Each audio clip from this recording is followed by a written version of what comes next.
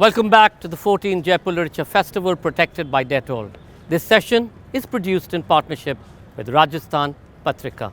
It is our pleasure to present across genres, classical, folk and popular music, Prasoon Joshi in conversation with Vidya Shah, supported by the Rajasthan Patrika group. An intense session on the interrelated schools of Indian music, which discusses the constant creative interplay between classical and folk music, as well as that of hybrid and popular genres in our online digital age. Prasoon Joshi and Vidya Shah speak of their understanding and appreciation of musical traditions and their evolution, occasionally breaking into song to explain or expand on a point. The multifaceted Joshi is a poet, writer, lyricist, CBFC chairman, communication specialist and corporate hotshot. Yet his abiding passion, which he shares with spouse Aparna, as well as his parents, is perhaps music.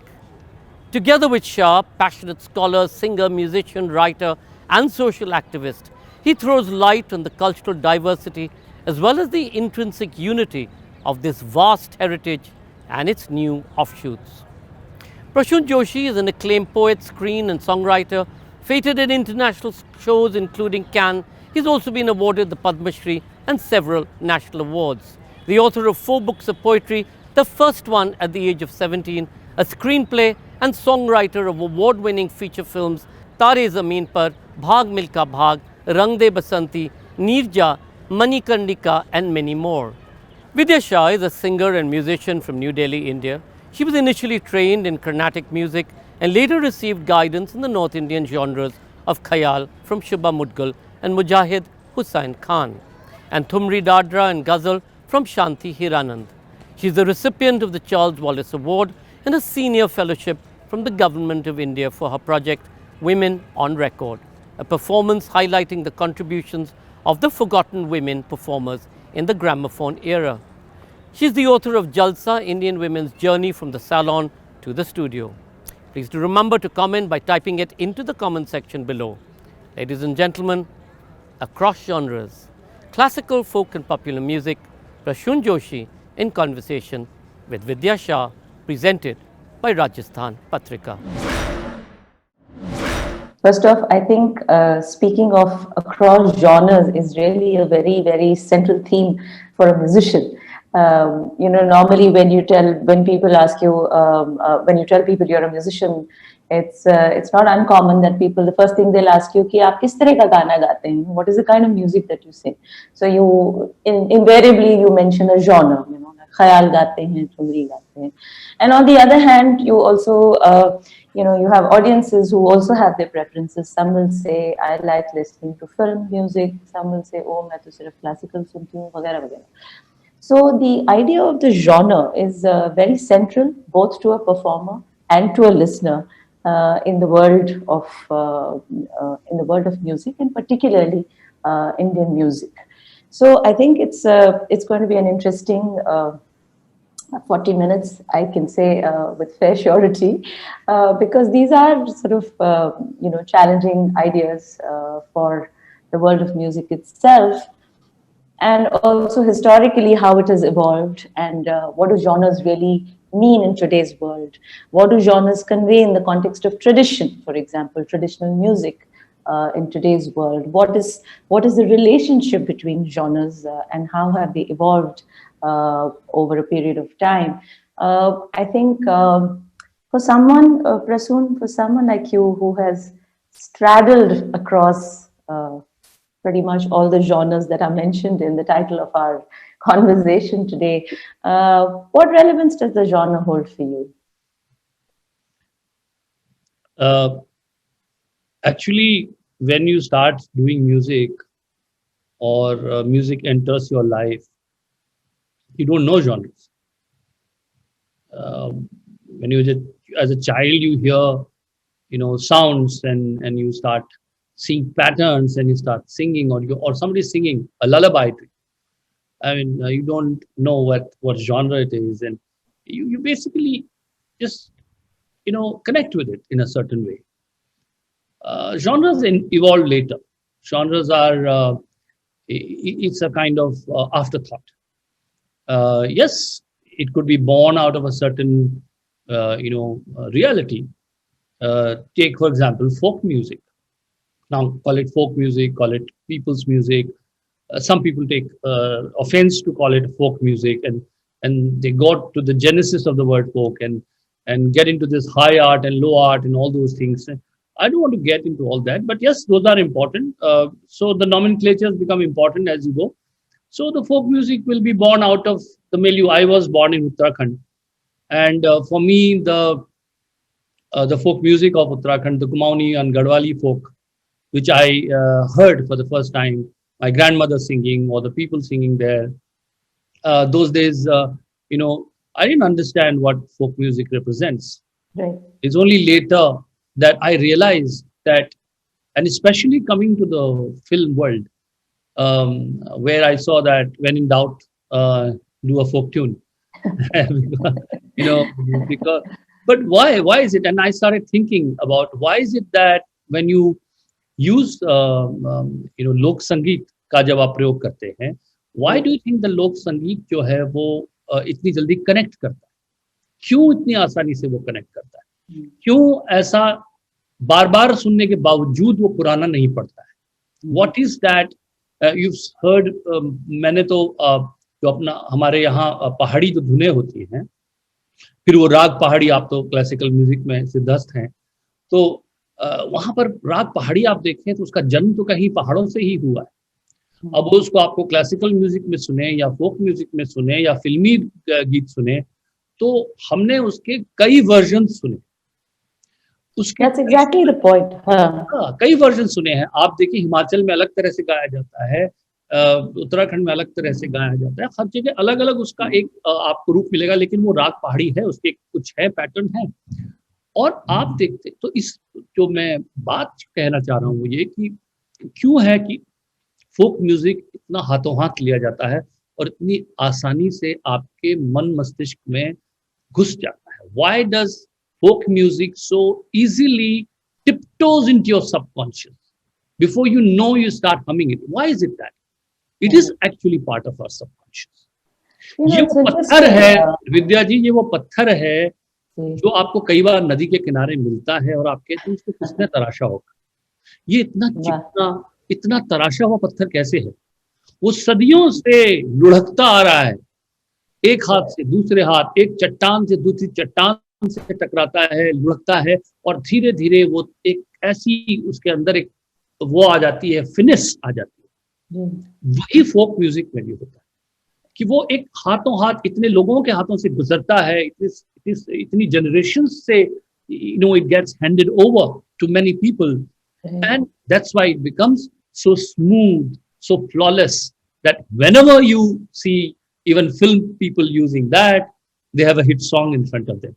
Right. But that hit song you owe to the generations of वो जो rolling stone है, उसकी जो त्वरा है, उस त्वरा को भी नमन किया जाना चाहिए। But if you look at folk music itself, उसकी जो एक न सिर्फ अहमियत, उसकी जो एक प्रेजेंस रही है संगीत की दुनिया में, खासकर हिंदुस्तानी संगीत की दुनिया में, वो कहीं मतलब it's been there for centuries. So even if you look at a form like Thumri or Thumri Dadra as it's sort of called in, तो उसमें जो 200 साल पहले एक किस्म की ठुमरी दादरा की जाती थी, परफॉर्म की जाती थी, जो राजा महाराजाओं के लिए होती होगी, I mean for some kind of a royal patron, तो वो महफिलें सजी होती थी। There were communities of women who are usually referred to as courtesans or तवाइफ, उनको कहा जाता था, जो गाती थी, नाचती थी। But then there also came a period where there was a shift in the understanding of Thumri and in the construction of Thumri. तो उस जमाने में, this is again, we are looking at actually early 19th century की बात है ये, कि folk के elements जो हैं वो ठुमरी में उस जमाने से they have been brought into it. तो the idea, the question that you're raising, that what is it about folk, कि वो लोगों की जहन में ऐसे तराशी हुई है, that it remains in the hearts of people through ages, for example. I think perhaps one of the things is that there is the fact that it is about people, it is for people, it is sung by people, तो उसमें एक accessibility होती है। उसमें एक familiarity होती है जो फिर लोगों के साथ रहती है. But what I find interesting is how people who come from other, अब संगीत की दुनिया में भी हायरार्कीज हैं, ये तो आप जानते ही हैं. जैसे आप कह रहे थे फोक, probably even उसको किस तरह का दर्जा दिया गया है over time, we have to, that's something that needs to be unpacked also. But संगीत की दुनिया में भी जहाँ पे इस तरह के जो themes हैं, जो folk music में typically रोजमर्रा के themes होते हैं, वो classical music में भी, semi classical music में भी they have transcended. For example, maybe we can do this short ख्याल in the राग मधुबंती, where प्रसंग ये है कि सास ननद जाग जाएगी और पड़ोसी भी जाग जाएंगे, इसलिए पायल मत बांधो. इस तरह के जो प्रसंग हैं, जो which are very typical of folk kind of context.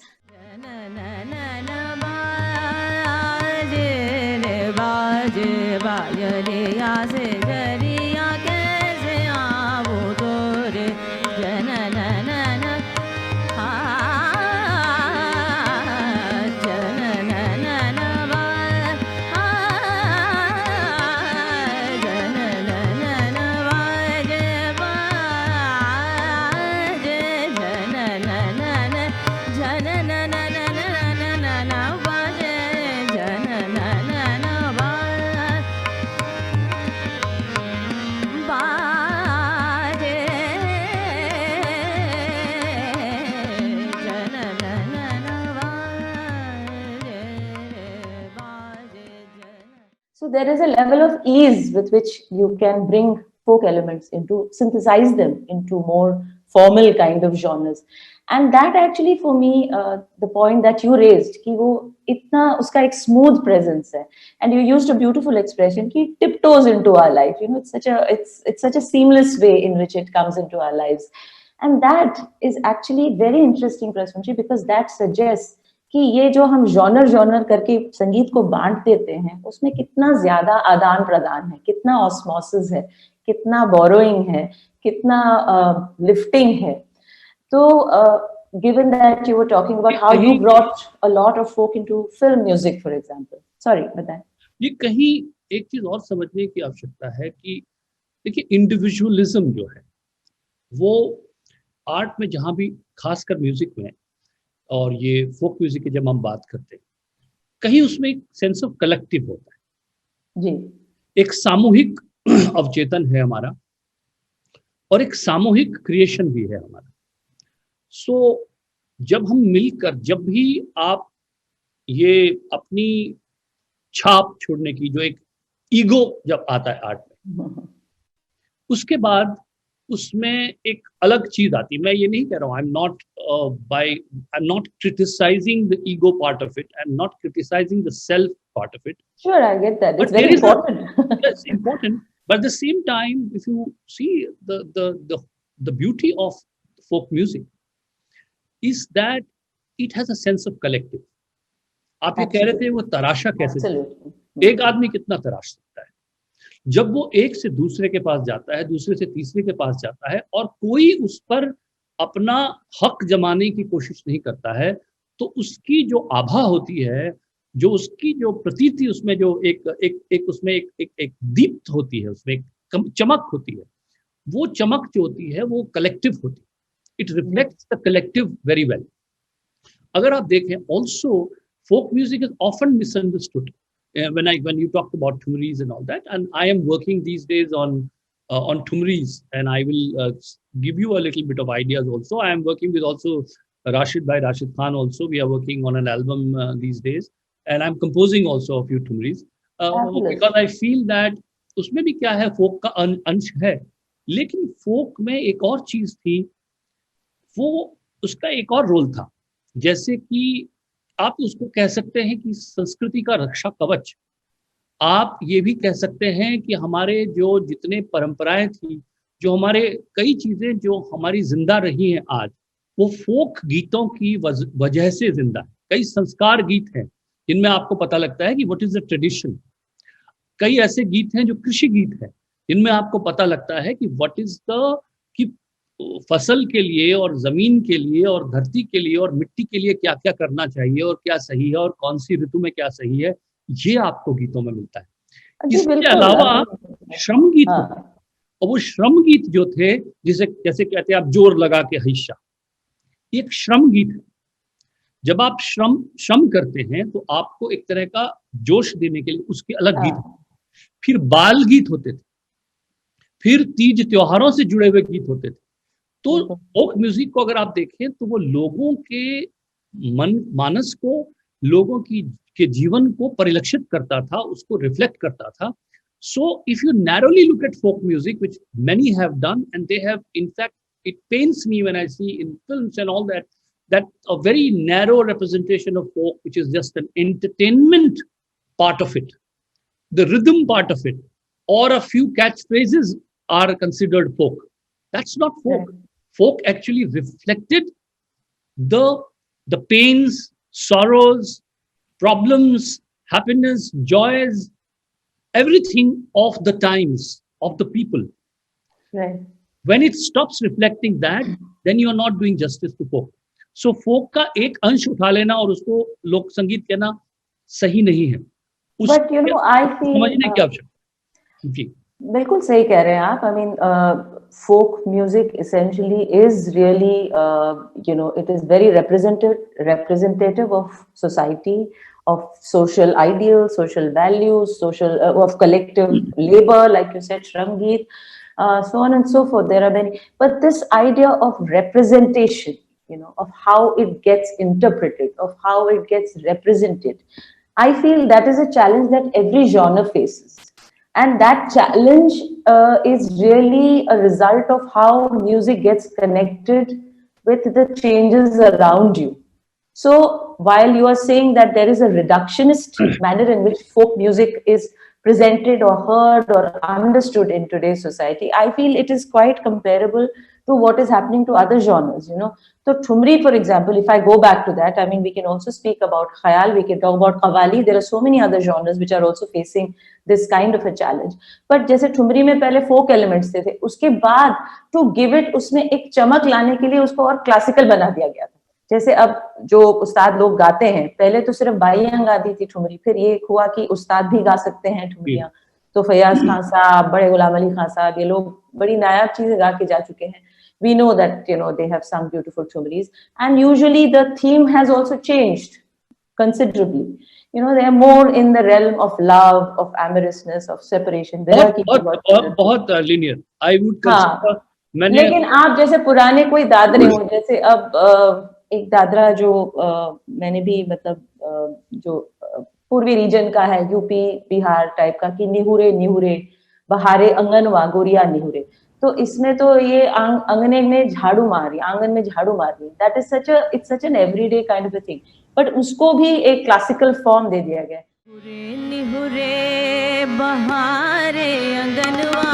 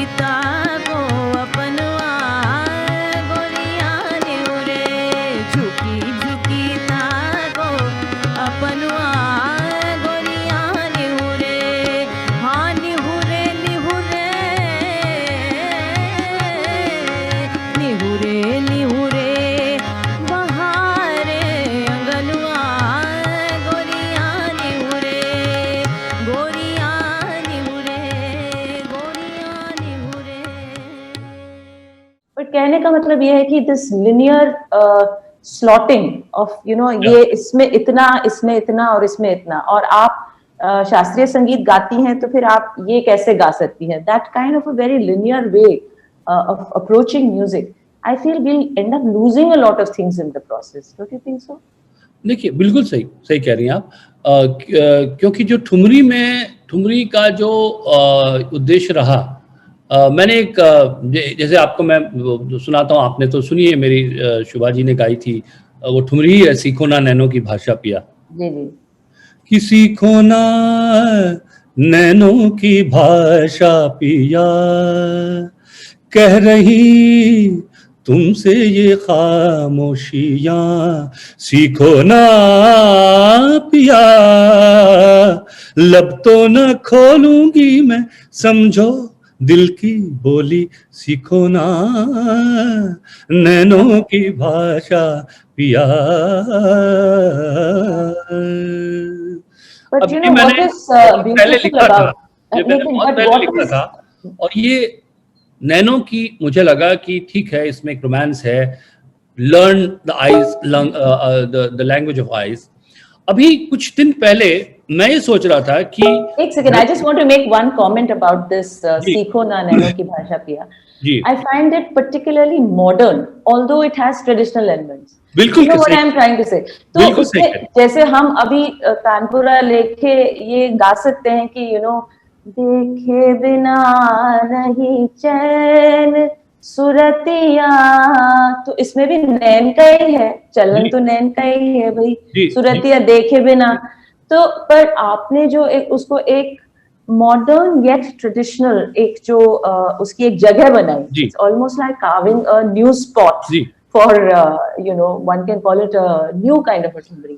So you are that's the कड़ी जो मुझे कड़ी बना के रखने वाली मुझे बात वो है ना. हमेशा लगा कि उसका जो नैरोनेस है, कि सैया निकस गए मैं ना लड़ी थी, ये अब जाओ जाओ मुझसे न बोलो, सतन के घर रहो, भोर होत आए हो द्वारे, कौन ये दुख सहे, अब जाओ जाओ जाओ मुझसे न बोलो, सतन के घर रहो।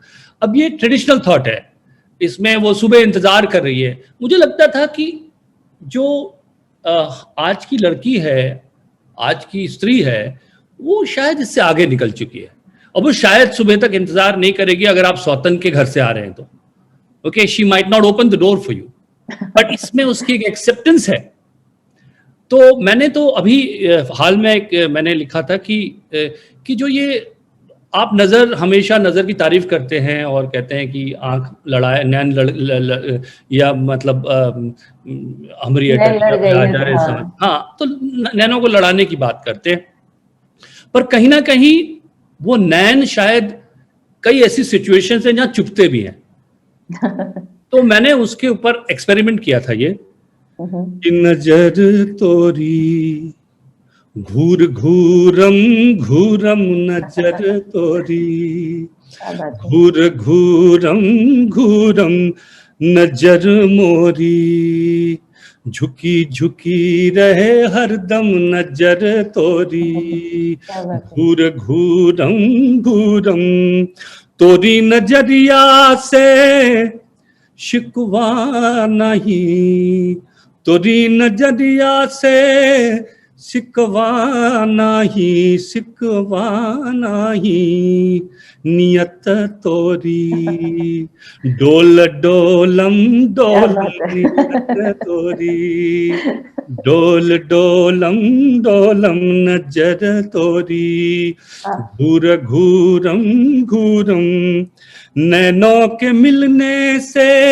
कछु डर नहीं, नैनों के मिलने से कछु डर नहीं, कछु डर नहीं, निगाह तोरी छील छीलम छीलम, निगाह तोरी छील छीलम छीलम, अब ना सह जाए तीर अखियन के, अब ना सह जाए तीर अखियन के, तीर अखियन के, चुभत जैसे शूल शूलम शूलम सुबत जैसे, वाह, शूल शूलम शूलम नजर तोरी, घूर घूरम घूरम नजर मोरी,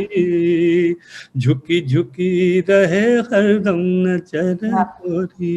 तो ये एक एक्सपेरिमेंट है क्या बात कि है, वाह। अगर आप चाहें तो जो आज के थॉट्स हैं, आज के वो हैं, उनको भी ले सकते हैं। और फोक हो या आपने कहा ठुमरी में जो फोक का अंग है, वो अगर वो रिफ्लेक्ट करता रहेगा तो शायद वो प्रासंगिक रहेगा। It would stay contextual, and I think it's important that we stay contextual, otherwise it will, as we say, वो एक ऐसा आर्ट होगा जिसे म्यूजियम में रखा जाएगा। वो हमें म्यूजियम, क्योंकि संगीत जो है वो आपके साथ धड़कता रहना चाहिए, स्पंदन चाहिए उसका। It has to be has a throbbing sense which is alive. It's interesting that you say this, because the other world that you are so much integrally a part of, with some stunning music which has come from there as well, the world of films. जी अब जिस तरह से फिल्मी दुनिया में कुछ चीजें जैसे मैंने गाया था, you know, at the session where we missed you at the JLF session, कि मोहे पनघट पे नंदलाल घेर जी घेर गए रे। मोहे पनघट पे नंदलाल घेर लियो रे, मोहे पनघट पे नंदलाल घेर लियो रे, मोरी नाजुक कलैया,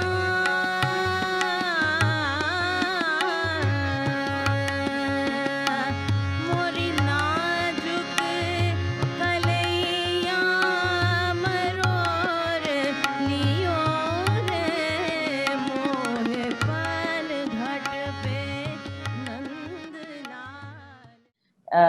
या तो ये जिस तरह की चीज ये अब इतनी मकबूल हो गई है फिल्म में आके, you know, when Madhubala looked so absolutely drop dead gorgeous in Mughal e Azam when she sang Mohe Panghat Pe, but the original, for example, is Mohe Panghat Pe Nandlal घेर लियो रे। अब film में हो गया गिर गया। हम जानते, हाँ, तो these are the kind of sort of with minor you know tweaks, some of these songs have continued to live in the memories of people. The other song that you mentioned, which I have also sung, is Hamari Atariya Pe. Ji So the thing is that these songs may seem you know dated contextually, कि भाई even if you look at songs which use पनघट, you know, अभी क्या पनघट पे आके सही आया, काफी मशहूर हो गई थी वो चीज, फिल्मी गाना जो हो गया था। जी अब आप कहने को तो वैसे आप देखने जाए तो most young people perhaps will not even know what a panघट is, ji you know? Yeah. But it is ironic, I think, that इस तरह की चीजें जो हैं वो जिस तरह से फिल्मी दुनिया के थ्रू लोगों के जहन में वापस एक तरह से जा रही है, they're making like a you know a comeback of sorts. What do you think is the reason why people want to listen to Hamari Atariya became so popular? You know, this मैंने उसको song that I actually I also used it, I mean हाँ। आई रीरोट it हमरी अटरिया पे इन अ हाँ, correct, yes. Recently, Right. सुना होगा वो। Of course, I sang the more traditional version, which was Yes. sung by Begum Akhtar, क्योंकि उसमें क्या था, उसमें अलग अंग था, उसमें शेर जोड़ दिया जाता आपने था। ये वाला गाओ, हमरी अटरिया पे आ जा रे सांवरिया, हाँ, वो देखा प्रेम की भिक्षा मांगे भिखारन आज हमारे रखिए सब। हाँ। हमरी अटरिया पे आवो सावरिया, देखा देखी बलम हुई जाए, हमरी अटरिया पे आवो सावरिया, देखा देखी बलम हुई जाए, आवो बलम तुम, आवो सजन तुम, हमरे द्वारे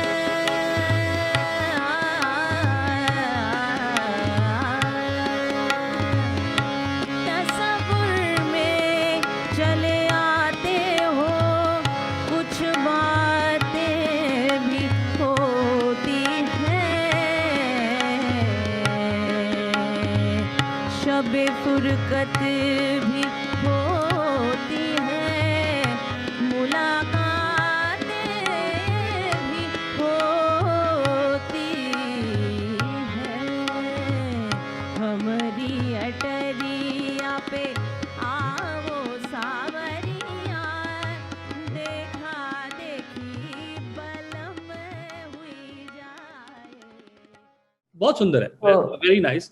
जो आपने कहा कि इसका मैं क्या सोचता हूँ इस बारे में, देखिए अगर उसकी आत्मा जीवित रहती है, उसका इंटेंट जीवित रहता है, तो जैसा कि मैंने पहले भी कहा, वो पत्थर है जो एक हाथ से दूसरे हाथ पे जाता है, लेकिन वो मसालदाने में न कूटा जाए और एक हाथ से दूसरे हाथ में ट्रांसफर किया जाए, उसे अगर आप एक हिमान दस्ते में डाल के कूट देंगे उस पत्थर को, तो उसका चूरा बन जाएगा।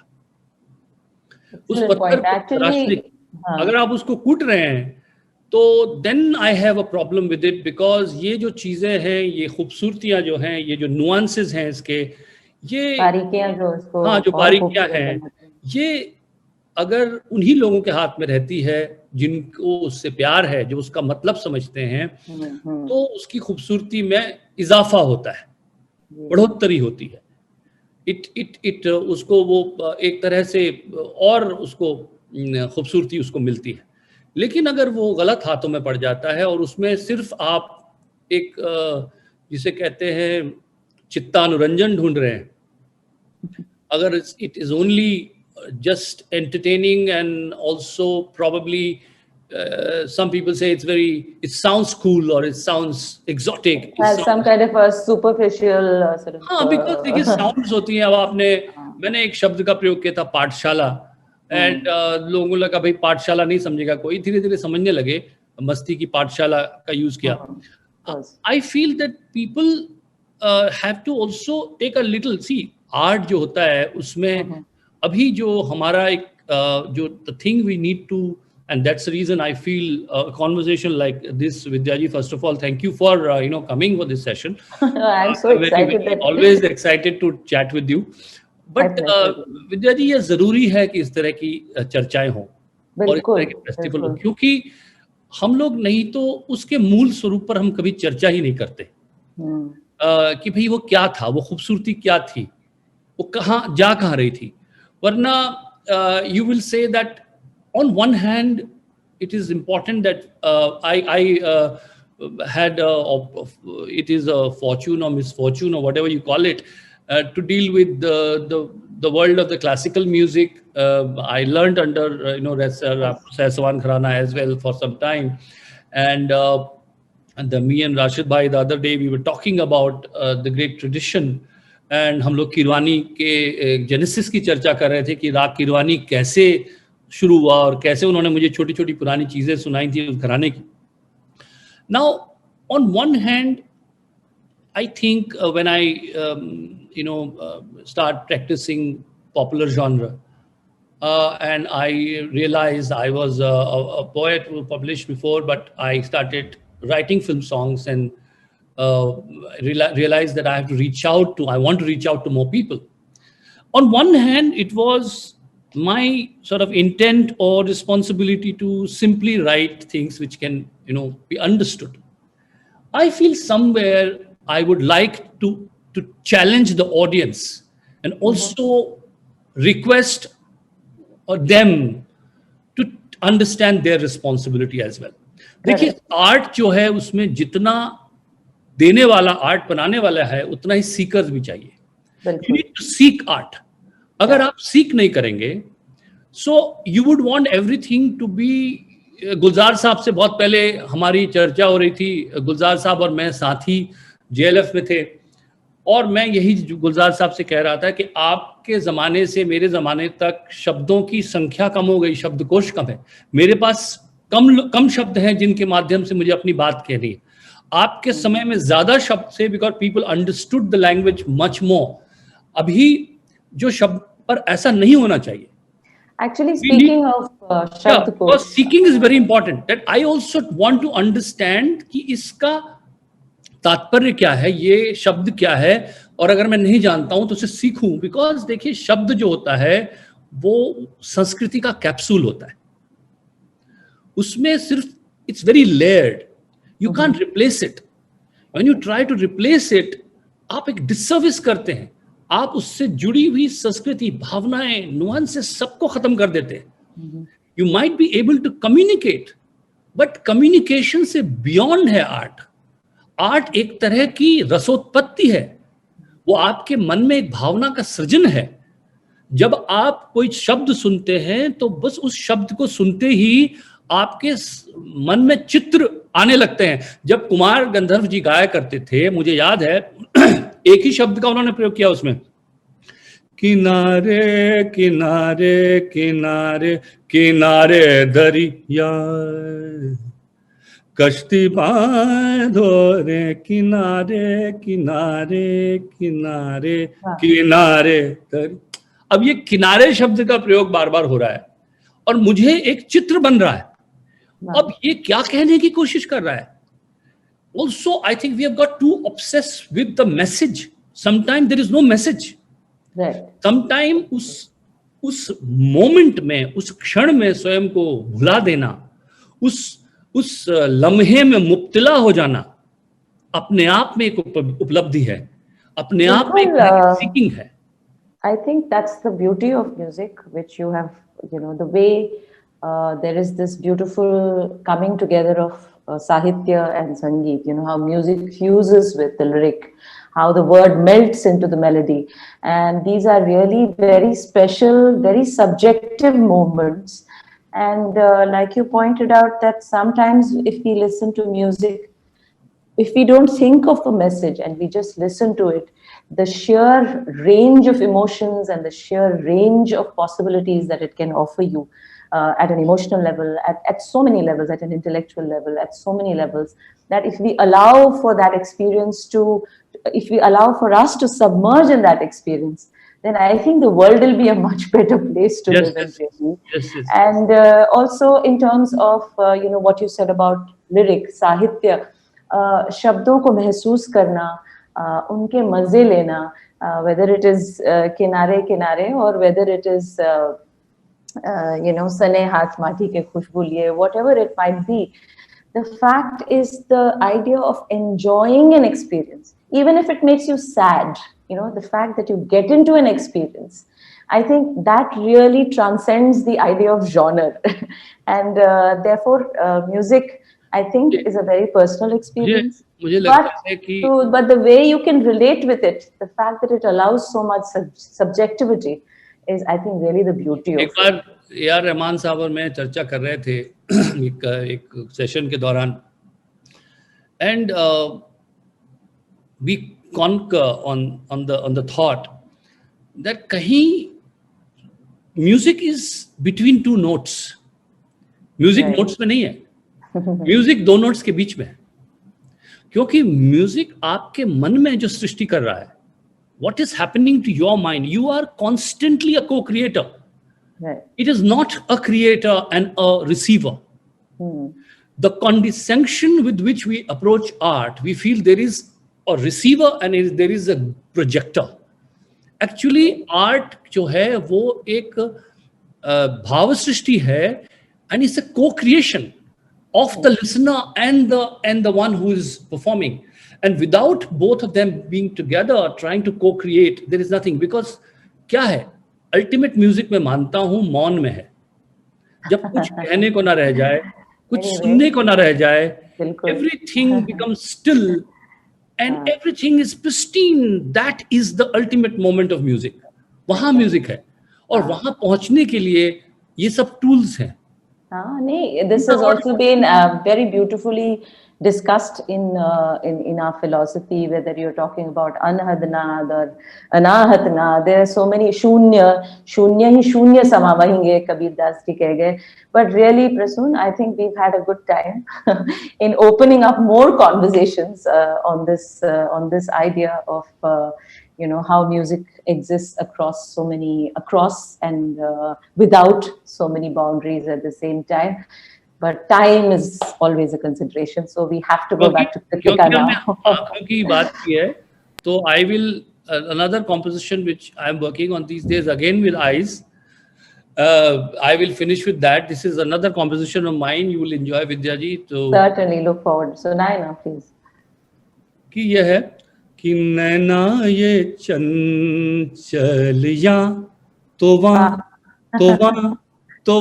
रे, नैना ये चंचलिया तो वहाँ रे, नैना ये चंचलिया तो वहाँ रे, नैना ये चंचल इतूत डोले कभी या तो वहाँ रे, नैना ये चलिया तो वहाँ रे। एक नई मैंने चीज बनाई है, नई चीजें भी सुनने को मिली, मजा आया। मैंने कहा कि पुराना तो बहुत हो गया है।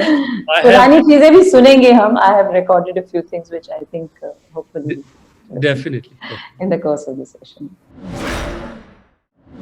Thank you, Prashun. Thank you, Vidya Shah, for that absolutely brilliant rendition. This was such a fascinating session, and we'd like to thank Rajasthan Patrika for supporting this session and our celebration partners, Diageo.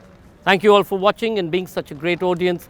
Please stay logged on to continue to watch, of course, from both the Darbar Hall and the front lawn. We've got a stellar list of speakers lined up for the next 10 days just for you. As you're aware, the cultural sector has been critically impacted by the pandemic, and while we've braced ourselves to embrace the new normal, we have struggled to ensure that we continue to bring you a free flow of knowledge and ideas. We would love you to support us at Teamwork Arts. Any contribution is welcome and would help spread knowledge and ideas seamlessly against all odds. Please remember to tweet using the hashtag Jaipur Literature Festival 2021, and our handle is Jaipur LitFest. Festival and all of us are protected by Dettol. Stay safe. See you at the next episode.